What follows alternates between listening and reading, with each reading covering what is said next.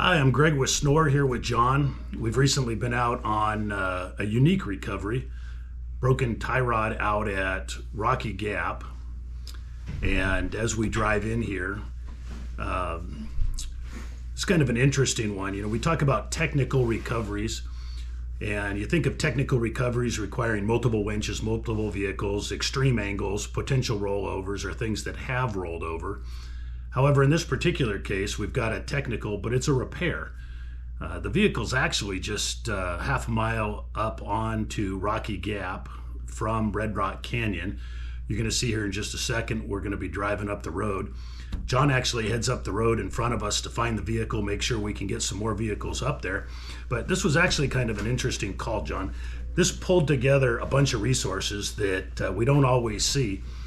This call comes in. Daniel actually takes the call, talks to the girl, finds out her tie rod's bent and that she needs a new tie rod. So Daniel helps her get a part number off of one of the auto parts store's websites. She goes the next morning, picks up the tie rod. I see you respond to the call and say, hey, I've got experience, I've done this, I can take care of it. But Jon lives just south of this call, I live just north of this call, and come to find out the girl that broke her Jeep left it up there the night before, and she got a ride home. So she's clear across town. So we recruited another couple, Ed and Kendra, to pick up the Jeep owner, meet us out there. And then we had a couple other people that were interested but said, I had no experience, I'm not gonna be of much help. We said, if you can run a camera, come on out. So we ended up with Matt and Brian out there with us. We all met up at the Red Rock Visitor. So here we are at the vehicle. We all get out. Jon had said, I've done this repair before and I can handle it. So I kind of let Jon handle it. So why don't you tell us what you see, Jon, what you came across and what you're up against? Yeah, I think Greg found a younger guy who was a little more nimble and able to lay on the ground a little bit easier. So Greg's like, I'm going to lay underneath this old Jeep. But yeah, I got up there. I definitely noticed it was a nice looking Jeep. Had some bigger tires on it. Tires are pretty brand new looking. And looks like it had a few upgrades, but one of the things that looks like they missed or they didn't quite upgrade was that steering setup. And so the night before, she obviously kind of started going up the trail, got that tire jammed up into a rock, and encountered too much force, too much, not enough strength in that tie rod, and it caused that tie rod to fail. So you're under here taking a look. What do you start doing? How do you make this repair? So first thing you start to look at is where do we need to disconnect the rod from? Do we need to, remove a tire or wheel? Thankfully, we didn't have to pop any wheels off to get access to the bolts. That's nice on this older one, because I know on my newer one those ball joints are tucked up inside the wheels and you can't do this repair without removing the wheels. So right. This was easy for you.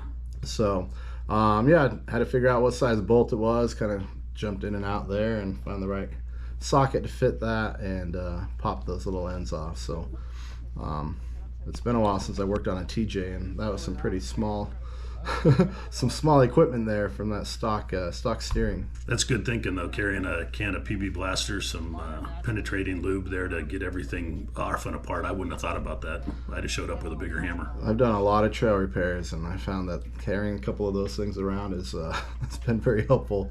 You can blast some of the dirt and grease and grime that's been built up. It helps those nuts come off a little bit easier. You know, it's funny, there's always multiple approaches to these things, and you've obviously done some out of necessity on the trail with the tools that you happen to have with you. Since this one actually, it was called in the night before, we had some extra time to gather some tools. You're gonna see here in a second, I pull up with a ball joint puller set, and the first thing Jon says is, I'm not used to doing this with the right tool. So we're trying to find the puller that fits, and did that make the job easier for you? Yeah, absolutely. It makes me want to go find one right now to keep in my truck. So I spent a lot of time doing trail runnings and group events, and we've done a few of these things. That would have been a great tool to have more often. I'm glad it was the tie rod and it was down low and it was outside the wheels, and this came off easy, because if it had been a drag link up on a pitman arm or something, sometimes those are a bear. Oh yeah. Those are not easy to change sometimes. So we were gathering the right pulley here, or the right puller, and once you get the right puller, you get it in there, seems like it pops right off for you. Yep. Yeah, I think we could have made this a little bit easier. There was some pressure on there. I think if we would have put the floor jack down first and got the weight off of one side, because as soon as that that tie rod end popped off, you'll see that the whole vehicle shifted. But that's just that pressure binding up in that tie rod end. So that bent tie rod's acting like a spring in there, putting some pressure on it. Correct. There you go. So very cool. So you undo one ball joint, go over to the other side, take the other ball joint out. Yep.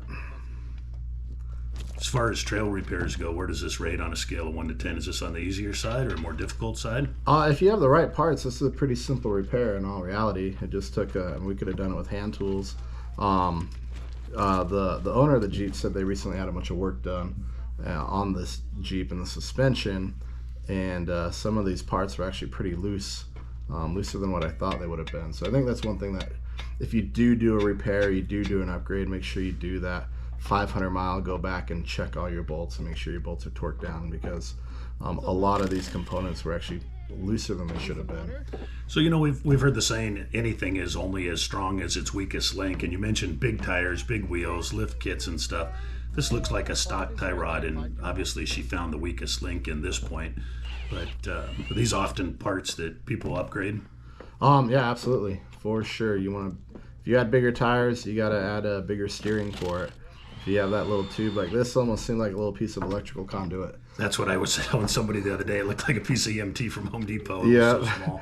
Yeah, so it might work when you're 29-inch tire. I don't know if you knew this, but the TJ model Wrangler had the smallest tires and the lowest ground clearance of any Wrangler or Jeep ever put out. Oh, no kidding. Yeah. No, I didn't know that. And so because it was so small back in the mid-90s, that steering didn't need to be that beefy.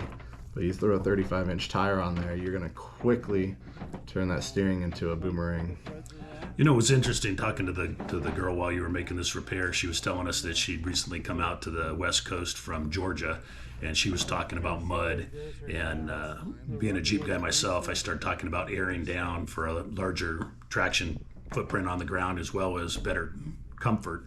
And she said, "Do what?" And she said, coming from Georgia in the mud, they've never aired down in their life. She'd never heard of it. So she left the comfort of the pavement to head up Rocky Gap with full street pressure in those oversized tires on a little lightweight Jeep. And she said she didn't get a half mile up the road here, caught a big rock, slid off of it, boom, she's dead in the water. Fortunately, she got stuck here on the Red Rock side very shortly into her trip. Anybody that's done Red Rock, if this had happened up on the top or down on the other side, there's no cell coverage. It'd have been a long way out. Right.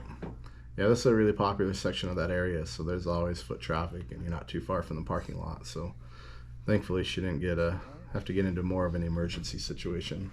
So how does this thing adjust here? You've got ball joints on both ends. Are they both threaded the same direction, or how do you adjust this thing? Yeah, so two things here. One, we're reusing, we call them tie rod ends. So we're reusing the tie rod ends that she had. If I would have made a recommendation, I don't know how old those ends are. If I'm changing the bar and I had to get the bar, if those ends were available with that would have made things a little bit easier for us in general. So we reused the used tie rod ends. Not that big of a deal. But they are, one of them is reverse threaded. So when that bar goes back under the axle or under the Jeep on the axle, you can twist that bar and it will move those ends in or out. And that's how you adjust your toe and your steering. Very cool. So here you're just replacing one of the ends, getting ready to install it, and a little tight going in there. Fresh bar, fresh paint. Yeah. Yeah, so those spin in, and on the side of the bar, you'll see that little clamp that's in there. You bolt the clamp on that. And then you might see here in a little bit, we cut out a little messed up thread on the tie rod end bolt. And so that took a little bit of working to get the nuts back in there. So if you had new ones that came with new nuts, that makes that a really, really quick repair. So I hear about tie rods a lot. In general, is this the weak link on a vehicle? I mean, it can be, honestly. It just depends on what you upgrade. So, the Jeep's got a solid front axle. Traditionally, the tie rod on a solid front axle is pretty strong and robust. When you get into Toyotas, maybe Broncos, some of the vehicles with independent front suspension, they still use a tie rod, but that tie rod's a little bit different than what we're looking at here. Those tie rods tend to have a weak point that will actually cause that rod to snap in half. So it's very unusual for a Jeep or a solid front axle tie rod to snap in half in my experience. If you bend them that's okay. A lot of times you can actually put them back and straighten them back out to get yourself off the trail. If you snap a tie rod on an IFS car, you're going to run into some challenges. I'm a solid axle guy, big trucks and Jeeps. Are they similar to replace like this on an independent front suspension, or is it a whole different kind of project? Oh, it's a completely different game. They actually tie into that rack and pinion. So if they have a rack and pinion steering setup on an IFS car, that end of that tie rod actually connects to that rack and pinion. But it's got joints on both ends. It can be done in Correct. kind of like this on a small scale. Yep, on the steering, on the knuckle side, you'll have joints there. But changing those out, I think a little bit more complicated than what we're doing here. Very cool. So it looks like you get the tie rod ends. I was calling them ball joints because they got balls on them, but you got the tie rod ends replaced, and the new rod's going back in here. Yep. So pretty simple. You just stick the bolt through the hole and the nut on it. I saw you cleaning the threads up. They were a little boogered up when the castle nut came off, but it looks like you got them cleaned up and going back together here. Nothing the old impact wrench won't torque down, huh? And then it's just getting that other wheel moved around so we can stick that next one in.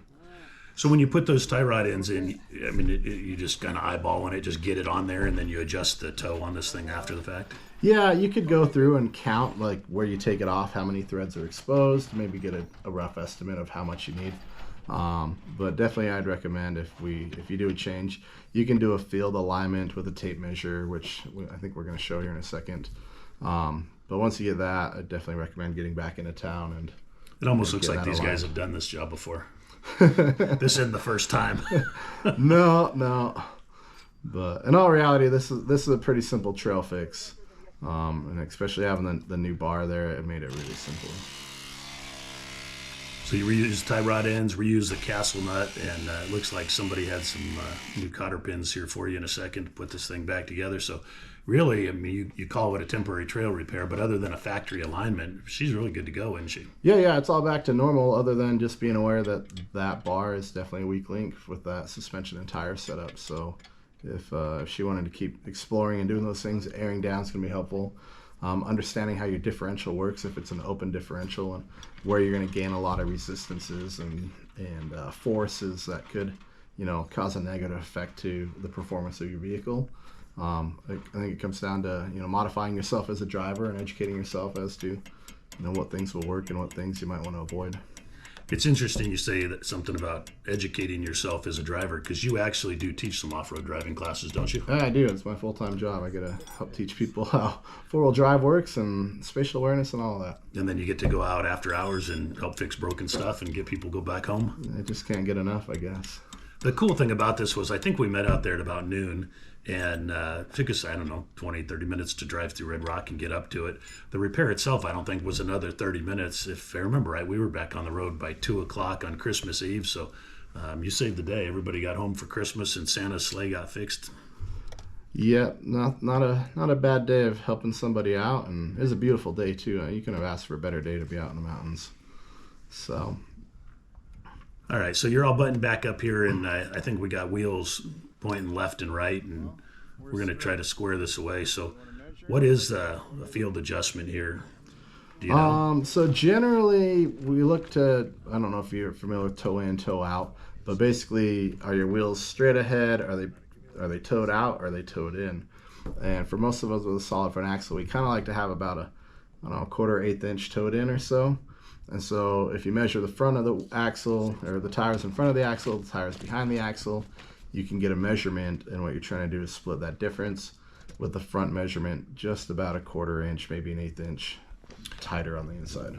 I was on the smart end of this tape measure, and as we were measuring this thing with the big tires being out a little bit further, I set it at about an eighth of an inch. I know you were turning it, but I was watching the tape measure, and well, that's good. I can't read a tape measure to save my life. Well, you turn tools like it's nobody's business. I'm real good with the steering wheel too, but.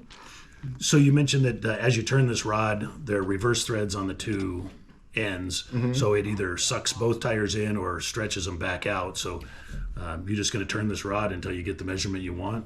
Front of the tires should be about an eighth inch closer than the rear of the tires. Yeah, right? That's pretty much all we're doing. So I'm trying to figure out which way I need to rotate that bar, and once we figure that out, then we know which pretty much which direction we need to go based off of those measurements. So we'll throw a few wraps around that bar, remeasure it, and once we come up with a satisfactory number, we bolt everything, tighten it all down so it doesn't back or loosen off. So that's what you're doing here. You're going in to tighten the clamps, keep it in place. Yep. So that just clamps those threads together so that tie rod won't rotate around, or that bar won't rotate around. So at the end of this, it's safe to drive home. I think you recommended she take it and get a full factory alignment just to verify that it pulls straight, no tire wear or anything else. But other than that, that's about how to replace a tie rod in the field, isn't it? Yeah, pretty simple, really. Very cool. Well, I'm going to go bend mine so I can get you to come out and show me how to do it again. I don't recommend that. I just recommend starting with a nice, big, beefy, fat bar there to begin with. Yeah, if I bend mine, I'm in trouble. Something else is going to go with it. Yep. I've already upgraded it, so it's not the weak link, but looks like you set it back on the ground, and it looks like we're following her out there. So that looks like another successful recovery. Yeah, it worked out. I know there was one time we did a recovery, and we had to use we didn't have any extra parts. We were pretty far out in the backcountry of Moab, and we ended up using a high lift jack handle, and we threaded the bar because we broke it. Put the high lift jack handle in there, and we had little like portable welder, and we welded the high lift handle ends in, and that got us off a trail in the field sometimes. Yeah, so very cool. So there's all kinds of things you can do out there, but that was an easy one. Thanks for joining us, John. We'll see you on the next one. Absolutely. Thanks, bud.